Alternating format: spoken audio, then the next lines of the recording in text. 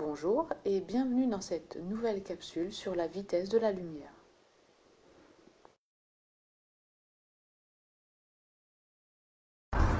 Sur la Terre où l'on recherche en permanence la rapidité, les hommes, les véhicules et les technologies les plus performantes ressemblent à des escargots dans un cosmos où règne la vitesse de la lumière. 300 000 km par seconde, c'est la vitesse de la lumière. Plus exactement, 299 792 km et 458 mètres par seconde. Autrement dit, en une seconde, la lumière parcourt 299 792 km et 458 mètres. Il lui faut seulement 8 minutes et 13 secondes pour parvenir du Soleil jusqu'à nous. Un peu plus de 4 ans depuis Proxima du Centaure, l'étoile la plus proche du système solaire, et à peine 1 milliardième de seconde pour aller de l'écran que vous regardez jusqu'à vos yeux. La lumière se déplace à 300 000 km par seconde. C'est tout simplement incroyable. Si elle décrivait un cercle autour de la Terre, elle pourrait en faire le tour 7 fois en une seconde. C'est hallucinant. Et certaines expériences montrent bien que la lumière voyage plus vite que n'importe quoi d'autre, y compris le son.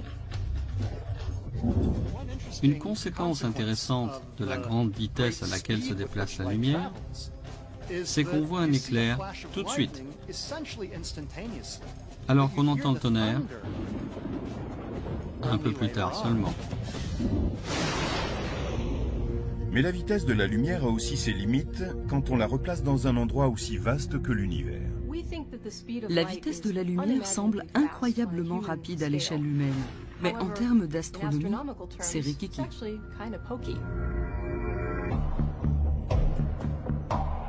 Quand les astronautes étaient sur la Lune et que les gens demandaient à Neil Armstrong « Hey Neil, ça ressemble à quoi là-haut ?»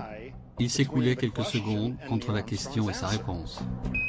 Neil, ici Houston, test radio, à vous. Bien reçu Houston, j'entends parfaitement. J'entends Houston. Bien reçu Buzz.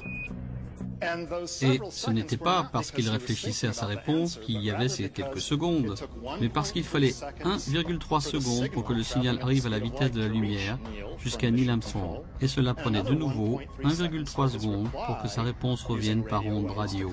Cela faisait 2 secondes 6 au total, sans même prendre le temps de réfléchir. Ces 1,3 secondes qu'il faut à la lumière pour aller de la Terre à la Lune ne sont rien à côté de la durée nécessaire pour atteindre d'autres corps célestes. Pour aller du Soleil à la Terre, par exemple, la lumière prend plus de 8 minutes. Si le Soleil devait disparaître à l'instant même, s'il s'évanouissait soudain, il faudrait 8 minutes avant que nous en ressentions l'onde de choc et que nous en voyions les effets. La vitesse de la lumière étant limitée, la communication avec un vaisseau spatial très éloigné de la Terre devient un véritable défi. Il faut plus de 45 minutes pour qu'un signal atteigne les sondes martiennes. Plus de 3 heures jusqu'à Saturne et la sonde Cassini.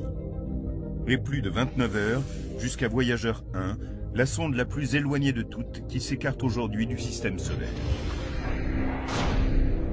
Pourtant, ces distances ne sont rien à l'échelle cosmique.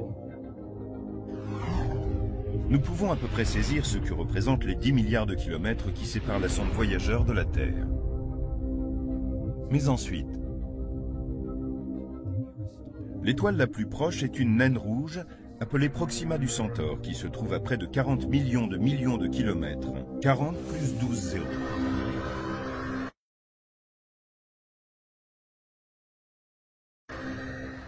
On me pose souvent la question suivante. En tant qu'astronome, comment appréhendez-vous ces énormes distances, ces nombres immenses? Et je réponds que je n'y arrive pas. Le cerveau humain est impuissant à envisager des chiffres de cette grandeur. J'ai essayé d'écrire le nombre de zéros qu'il faut pour écrire la distance en kilomètres de la Terre à la première galaxie pour voir à quel point ce chiffre était long. En tant qu'astronome, nous devrions passer toute la journée à écrire des zéros si nous n'avions pas fixé une unité plus pratique, l'année-lumière. Elle équivaut à peu près à 9600 milliards de kilomètres. C'est la distance que parcourt la lumière en une année. Utiliser l'expression année-lumière pour marquer des distances ouvre une autre perspective sur la vitesse de la Lune. Sirius, l'étoile la plus lumineuse, est à 8,6 années-lumière de la Terre. Ce qui veut dire que nous ne la voyons pas telle qu'elle est aujourd'hui, mais comme elle était il y a 8,6 ans.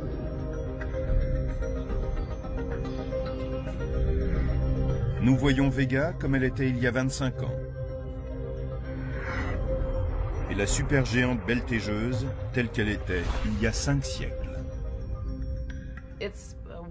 C'est un merveilleux cadeau de la nature. Comme l'information prend du temps à nous parvenir, nous pouvons voir en arrière dans le temps. Plus nous regardons loin, plus nous remontons loin dans le temps. Nous n'aurions aucune idée de notre passé cosmique si la lumière était instantanée.